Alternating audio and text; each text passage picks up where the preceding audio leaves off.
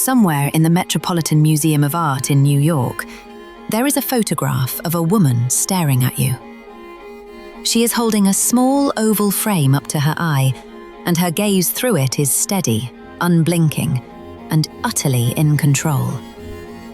She is not posing for the camera, she is using it.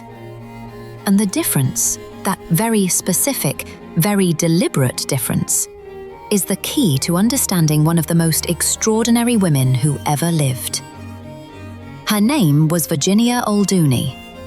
You have almost certainly never heard of her, and that in itself is a story worth telling, because in the second half of the 19th century, there was not a court in Europe that didn't know her name. She seduced an emperor. She helped unify a nation. She talked one of history's most formidable military commanders out of marching on a city, using nothing but the force of her conversation. Popes sought her counsel. Kings sent her letters. And through it all, she did something that no woman and very few men had ever thought to do before. She documented every single moment of it herself, in hundreds of photographs that she staged, directed, and retouched with the obsessive precision of an artist who understood, long before anyone else did, that the image of a woman and the woman herself are two entirely different things. We live now in a world built on that idea. A world of carefully curated images, of personal branding, of the performance of a self for an audience that may or may not be paying attention. We call it social media, and we tend to assume it's a modern invention. But Virginia Oldoini was doing it in 1856. In a darkened studio in Paris, with a camera the size of a cabinet and a photographer she directed like a film crew, she was constructing a legend of her own with absolute intention and zero apology. This is the story of the Countess of Castiglione, and I promise you, you have never heard anything quite like it.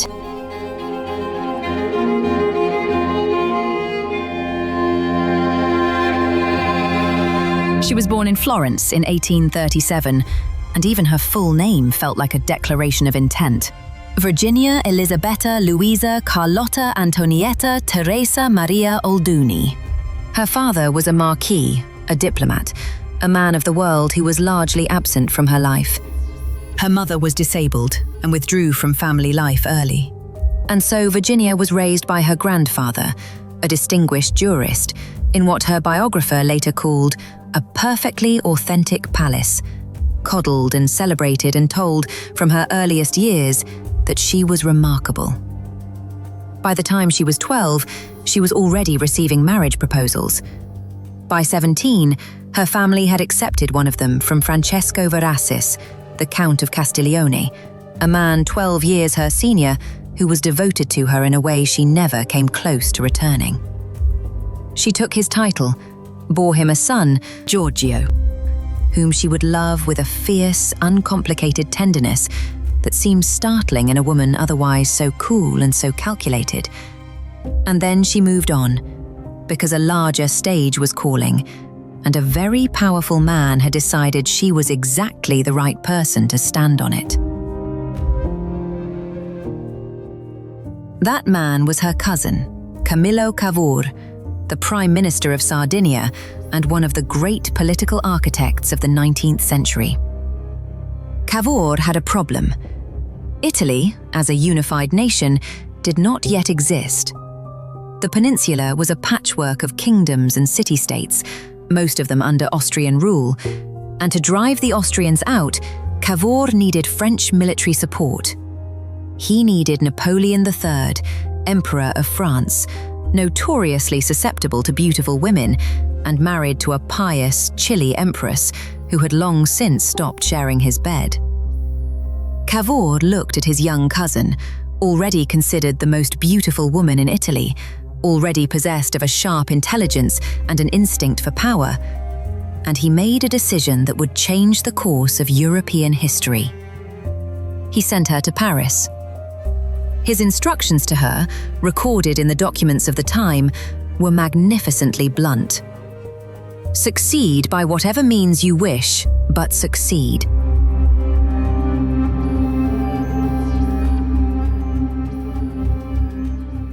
When Virginia Oldoini arrived in Paris in the winter of 1855, the city was not prepared for her. The Austrian ambassador's wife, a woman who had spent her entire adult life in the finest courts in Europe, reportedly stood speechless before what she could only describe as the miracle of her beauty. The Princess Metternich, never a woman to be easily impressed, wrote that Virginia was Venus descended from Olympus, and then added, with a sharpness that tells us something interesting, that after a few minutes she began to get on your nerves. Party guests climbed on furniture just to catch a glimpse of her as she passed. The French press became obsessed with her almost immediately. But Virginia was not simply beautiful. She understood something that very few women of her time were permitted to understand, that beauty, in the right hands, is a political instrument. Every entrance she made was choreographed. Every gown was chosen for maximum impact. She pioneered what we might now call the see-through top, appearing at imperial balls in diaphanous fabric that left almost nothing to the imagination, at a time when such a thing was genuinely scandalous. One of her most famous costumes was the Queen of Hearts dress, an elaborate confection with a large embroidered heart positioned precisely over her groin. She wore it to an imperial ball, and the reaction was, needless to say, everything she had intended. Within weeks of her arrival, Napoleon III was hers. Their affair began in February 1856, and he made no effort to hide it, which is interesting in itself, because Napoleon was a man accustomed to conducting his infidelities with a degree of discretion. Virginia, apparently, inspired a different approach entirely. She spent weekends at his villa at St. Cloud and was a constant presence at Compiègne, and she talked to him not just as a mistress, but as someone who had come to him with a purpose and fully intended to see it through. What the history books often leave out, though, is that this was not simply a seduction of strangers. Virginia's father had served as guardian to Napoleon's family in Italy when Napoleon was young, making him a regular visitor to her grandfather's palazzo. She had known him, in some sense, since childhood. When she returned to Paris as a 19-year-old woman of devastating beauty and considerable intelligence, she wasn't approaching a stranger. She was reminding a lonely, powerful man of something warmer and simpler than the gilded cage of empire. And then, while she had his attention, making the case for Italy with every tool at her disposal. It worked.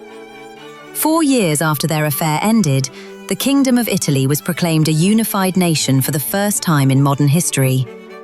French military support had been decisive in driving out the Austrians, and Virginia Oldoini, who had been 20 years old when she walked into Napoleon's court with her instructions from Cavour, believed for the rest of her life that she had made it happen. The evidence suggests she was not entirely wrong.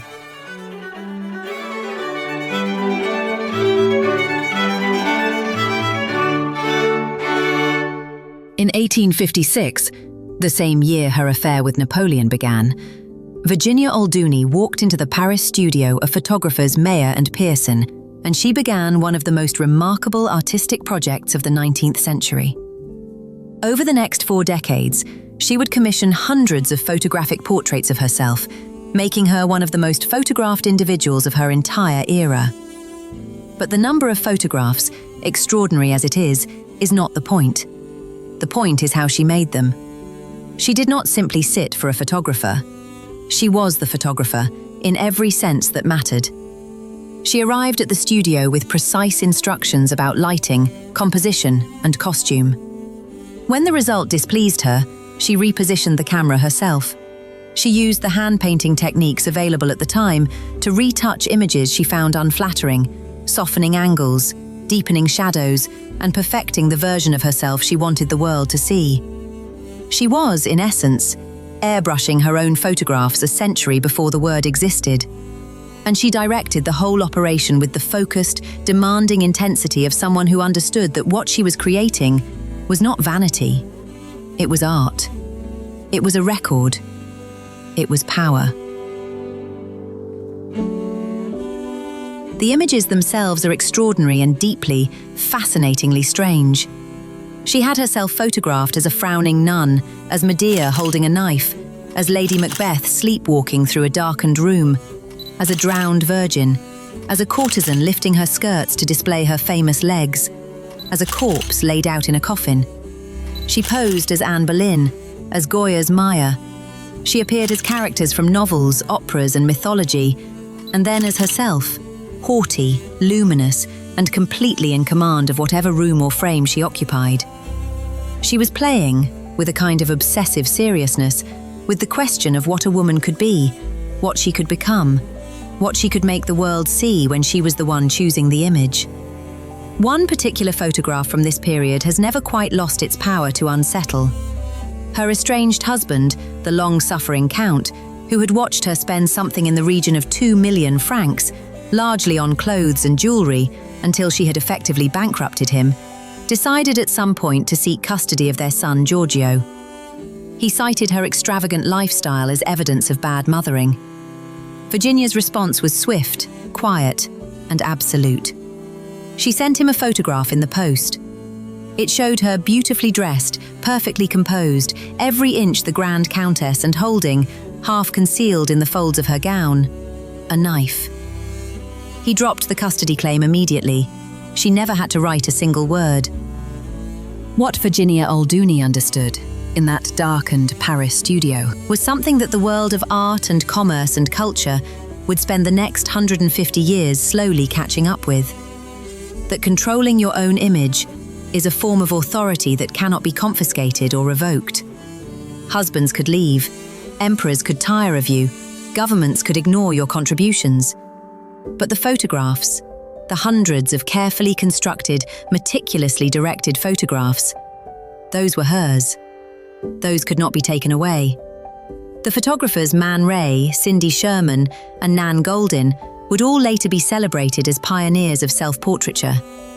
Every one of them owes a debt, acknowledged or not, to an Italian countess who was doing it first.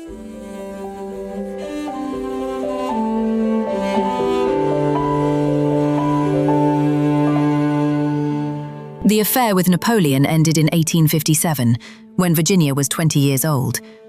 And what followed was a life that kept insisting on being larger than anyone around her quite knew how to accommodate.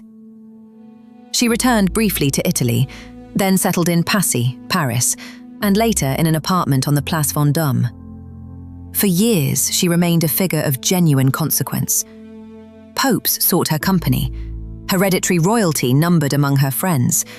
And in 1871, in the turbulent aftermath of the Franco-Prussian War, she was summoned to a private meeting with Otto von Bismarck, the most powerful man in Europe, who wanted to discuss the German occupation of Paris. She spoke to him alone, with that particular quality of authority she had always carried in a room, adopting a more cautious approach and making the case that an immediate march on the city would be fatal to his interests. It is one of the stranger, more quietly astonishing moments in the history of 19th century diplomacy, and almost nobody knows it happened. But time was moving, as it always does, and Virginia Oldoini, whose entire identity had been built on the fact of her beauty, felt its passing as something close to a personal catastrophe. She gradually withdrew from public life, then suddenly and finally completely. She moved into her apartment on the Place Vendôme, and she had the walls draped in funereal black. She had every mirror removed. She drew the blinds and kept them drawn so that daylight and the merciless, aging detail it reveals could not reach her. She left only at night, shrouded in veils, so that no one passing in the street could see her face. And then, in 1879, something happened that made the black rooms and the drawn blinds mean something entirely different. Her son Giorgio, the boy she had loved with a tenderness that existed quite separately from her ambitions and her vanity, the young man who had adored her in return, died of smallpox. He was 28 years old. He would predecease his mother by 20 years. And when you know that, the image of a woman sitting alone in a blacked-out apartment, surrounded by photographs of her younger self, going out only under the cover of darkness, it stops looking like narcissism. It starts looking like grief that has nowhere left to go.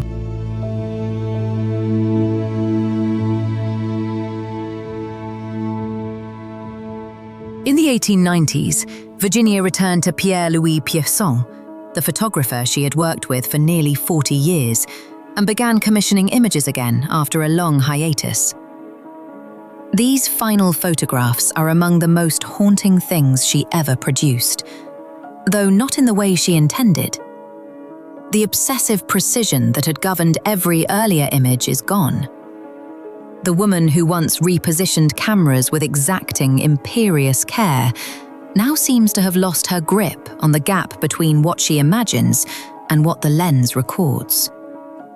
She is still directing, she is still trying, but something has broken, and the camera, that instrument she had controlled so completely for so long, shows it without mercy.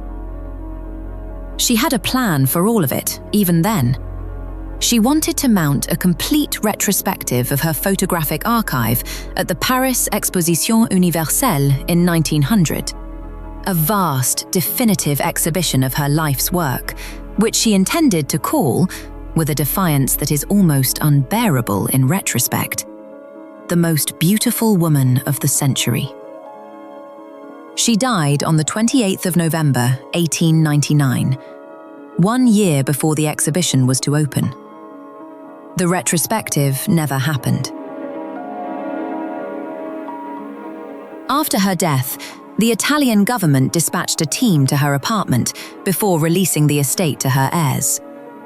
They reviewed her private papers, the letters, the documents, the records of 40 years spent at the center of European power, and then made a decision that history has never fully explained. The majority of those papers were destroyed. Whatever she had known about Napoleon, about Cavour, about Bismarck, about the private workings of the courts and governments she had moved through so fluently, it was gone. As if, even in death, someone found her inconvenient. What remained were the photographs. Hundreds of them were purchased by a French poet and art collector named Robert de Montesquieu, who spent 13 years writing her biography, which he called simply The Divine Countess. His collection eventually passed to the Metropolitan Museum of Art in New York, where it lives today. In 2000, the Met mounted a full retrospective of her work. Critics described it as mesmerizing, ahead of its time, unlike anything else in the history of the medium.